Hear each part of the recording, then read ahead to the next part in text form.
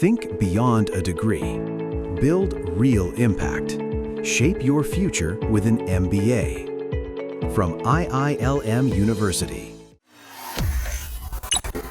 Iran में लगातार हालात खराब होते हुए नजर आ रहे हैं और दूसरी तरफ ट्रंप हैं जो खामेनेई और प्रशासन को धमकाते हुए नजर आ रहे हैं। वो ये कह रहे हैं कि अगर इस्लामिक शासन प्रदर्शनकारियों पर कोई सख्त कार्रवाई करता है तो हमें बीच में आना ही होगा।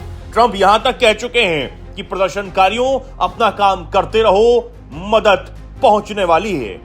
लेकिन खबरें यह भी आ रही हैं कि ईरान में अब उन प्रदर्शनकारियों पर सख्त कार्रवाई की जा रही है, यानी कि उन्हें सजाए मौत देने की तैयारी की जा रही है जिन्होंने इस पूरी हिंसा में अपना अहम रोल निभाने का काम किया। और इसमें सबसे बड़ा नाम आ रहा है इरफान सुल्तानी का। जी हां, 26 साल का वो इरफान सुल्तानी जिसे सजाए मौत देने की बात सुनाई पड़ रही है। दरअसल द गार्जियन के मुताबिक उन्हें 8 जनवरी को गिरफ्तार किया गया था और 11 जनवरी को उन्हें मौत की सजा सुनाई गई। उन पर हिंसा भड़काने और ईश्वर के खिलाफ जंग छेड़ने जैसे आरोप लगाए गए हैं। इस मामले में आगे कोई ट्रायल नहीं होगा। परिवार को सिर्फ 10 मिनट के लिए आखिरी मुलाकात का मौका भी मिलेगा। लेकिन अगर ईरान में यह सब कुछ होता है तो फिर आगे क्या अमेरिका ईरान पर हमला कर देगा?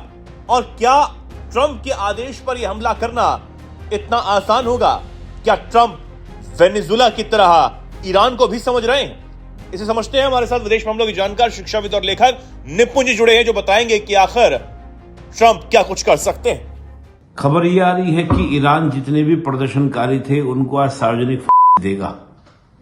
तो ये एक बड़ी वाकई में ईरान में एक बड़ी इंसिडेंट होगा कि अगर इस प्रकार से पब्लिकली फांसी दी जाती है तो ये दिखाता है कि सरकार किस प्रकार से पूरा दमनकारी रवैया अपना रही है प्रोटेस्ट करने वालों के प्रति, यानी कि प्रदर्शनकारियों के प्रति।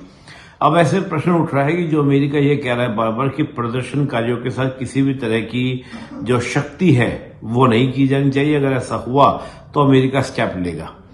ये कहना बड़ा मुश्किल है कि अमेरिका आगे क्या कर सकता है इस फांसी के बाद, क्योंकि अमेरिका जिस प्रकार की बादशाहत चौधराहट की बात कर रहा है तो ऐसे में तो उसके लिए जरूरी हो जाता है कि ईरान की खुली इस प्रकार की कार्रवाई के बाद अमेरिका को एक्शन लेना होगा। नहीं तो अमेरिका के लिए जो उसने वेनेजुएला में इंसिडेंट किया और जो अपने आप को प्लस में लिया, कहीं ना कहीं दिखाया दुनिया के हम बॉस हैं, वो कहीं ना कहीं खटाई में जाएगा। यानी कि अमेरिका के मंसूबे को लेकर एक प्रश्न चिन्ह लगेगा।